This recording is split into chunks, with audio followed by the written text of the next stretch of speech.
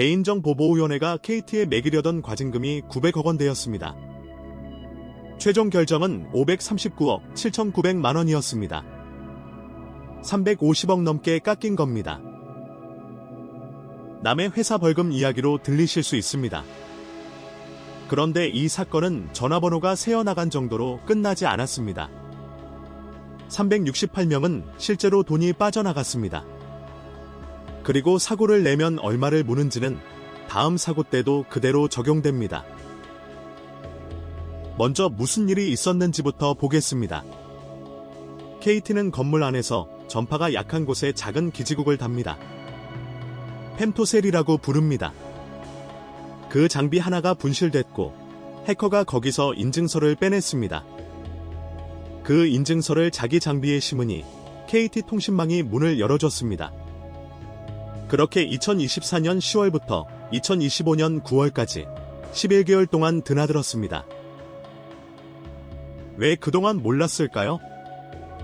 개인정보위가 밝힌 이유가 이렇습니다. 작은 기지국이 내부망에 들어올 때 쓰는 인증서의 유효기간을 10년으로 잡아뒀습니다. 다른 통신사나 해외에서 접속해도 막지 않았습니다. 관리 서버에는 우회해서 들어갈 수 있는 통로가 있었습니다. 그러면 KT는 어떻게 알게 됐을까요? 소액 결제가 이상하다는 고객 민원이 들어온 뒤였습니다.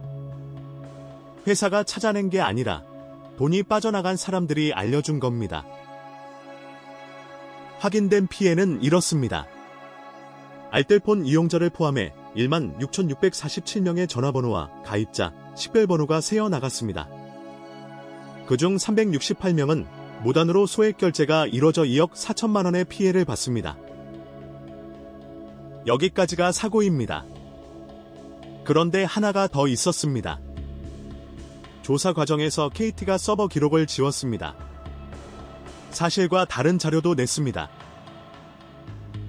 서버 기록, 로그라고 부르는 것은 누가 언제 어디로 들어왔는지가 남는 자리입니다. 그게 없으면 무슨 일이 있었는지 확인할 방법이 없습니다. 지원 정황이 드러나자 따로 보관하던 기록을 뒤늦게 냈습니다. 개인정보위는 이 부분을 조사 방해로 보고 KT를 고발하기로 했습니다. 그래서 나온 결정이 539억 7,900만 원입니다. 2026년 7월 30일이었습니다. 과징금과 함께 시정명령, 개성권고, 그리고 이 사실을 공표하라는 명령도 내려졌습니다. 그럼 이 숫자는 어떻게 나올까요? 과징금은 사고 크기가 아니라 관련 매출을 바탕으로 계산합니다. KT의 관련 매출은 약 5조 9천억 원으로 잡혔습니다.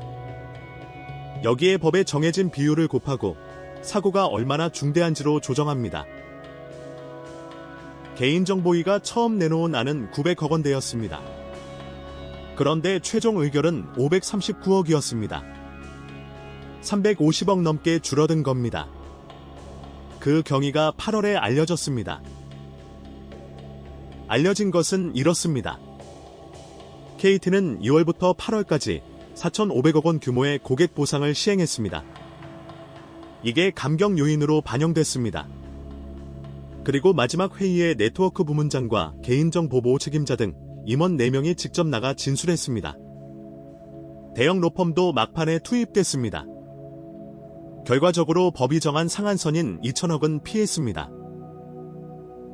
지난해 SK텔레콤도 비슷한 처분을 받았습니다.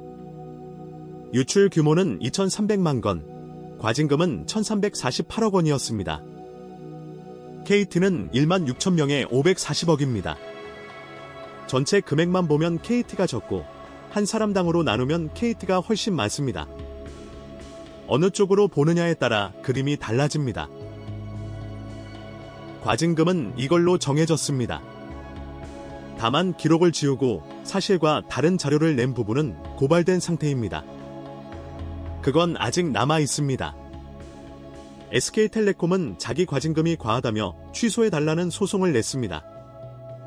KT가 어떻게 할지는 아직 알려지지 않았습니다. 정리하겠습니다. 11개월 동안 내부망이 열려 있었고 회사는 고객 민원이 들어온 뒤에야 알았습니다. 조사 과정에서 기록을 지웠고 그 부분은 고발됐습니다. 한편으로 4,500억 원 규모의 보상을 시행했고 그게 감경 요인으로 반영됐습니다. 이 두 가지가 같은 사건 안에 있습니다. 어떻게 보실지는 각자 다르실 겁니다.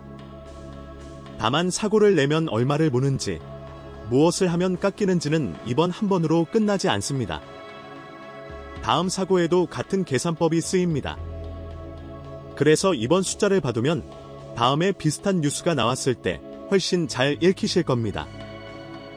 오늘 영상은 여기까지입니다.